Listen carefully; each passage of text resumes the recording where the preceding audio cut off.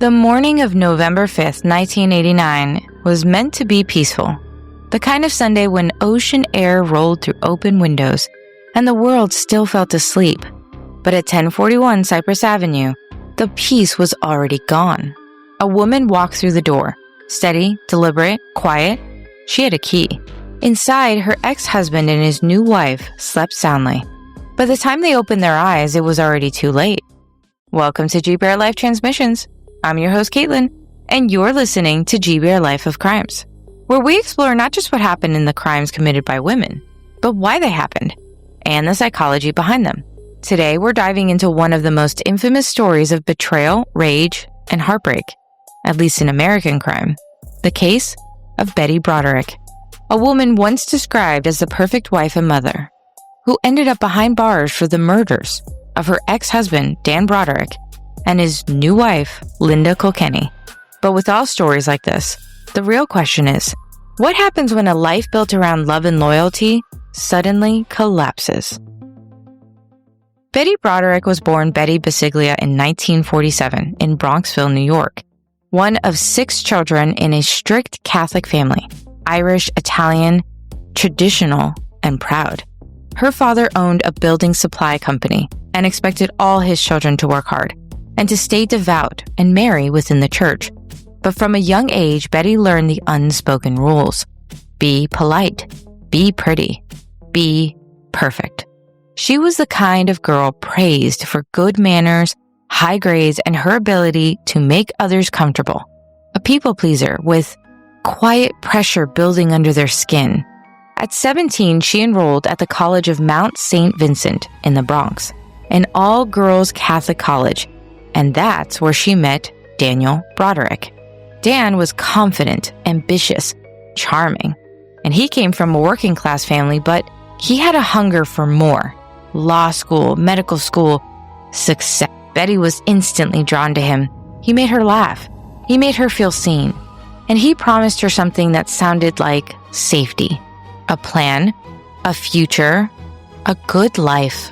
And they married in 1969. And by 1970, she was already pregnant with her first child. Then another, then another. By her late 20s, Betty was a full-time mother of 4. She ironed Dan's shirts, baked birthday cakes, planned his career parties, and smiled through exhaustion. Dan, meanwhile, was climbing. He earned both a law degree and a medical degree from Cornell and Harvard. By the 1980s, he was one of San Diego's most successful malpractice attorneys, rich, confident, and well-known. Their life looked perfect, but the cracks were forming. Subtle ones at first. Dan was distant and Betty felt invisible. And when he hired a young, beautiful legal assistant named Linda, the perfect picture shattered. Linda was in her 20s, bright, energetic, everything Betty felt she used to be. And though Dan denied the affair at first, Betty's instincts told her the truth long before anyone said it out loud. She found phone records, strange receipts, perfume that wasn't hers, and when she confronted Dan, he dismissed her, called her paranoid, dramatic, crazy. The emotional manipulation chipped away at her sense of self until she was no longer sure if she was right or wrong, just angry and lost. In 1985, Dan finally admitted what Betty had always known. He was leaving. The divorce dragged on for years, becoming one of the ugliest legal separations in California history. Dan, a seasoned attorney, used every loophole that he could to protect his wealth and control the narrative. Betty lost her home, her stability, and the identity she built around being Mrs. Broderick.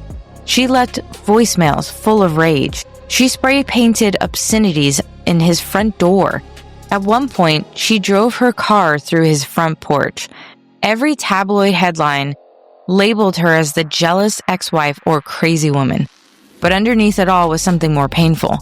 A woman who had given her entire adult life to one man, only to be erased from the story. When Dan married Linda in April of 1989, Betty wasn't just furious. She was humiliated. And humiliation, especially after years of being dismissed and replaced, can turn love into obsession. It was early November, Dan and Linda had been married just 7 months. Betty had spent years begging for respect, reconciliation, closure, anything, but nothing came.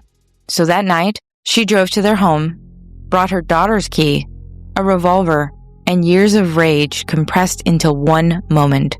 She parked quietly, entered the house, and walked up the stairs. In the bedroom, Dan and Linda slept. And at 5:30 a.m., Linda opened her eyes to see Betty standing over the bed. Betty pulled 5 times, projectiles hitting the wall, nightstand, but 2 struck Linda, and 1 hit Dan in the chest. Linda died immediately. Dan, shot through the lungs, gasped, "Okay, Betty pulled the phone cord from the wall so he couldn't call for help, and she walked out. She called her daughter later and said, "I didn't mean to kill him. I just wanted him to listen." Betty turned herself in, but the case wasn't simple. To the world, she was a murderer, but to some, she was a symbol, a woman who had been emotionally abused, publicly humiliated, and finally snapped. The trials, because there were 2, became national spectacles. Her first trial ended in a hung jury. The second, in 1991, found her guilty of 2 counts of second-degree murder. She was sentenced to 32 years to life in prison. Even in interviews from prison, Betty never saw herself as a cold-blooded killer. She described herself as a victim of manipulation, of psychological torment, of a society that told women their worth ended when their marriages did. She said, "I was the perfect wife. I did everything I was supposed to do, but it was never enough." And her children were divided. 2 believed she deserved mercy. The others believed she deserved life in prison. And Dan's friends called her dangerous. But many women watching at home quietly whispered, "I get it."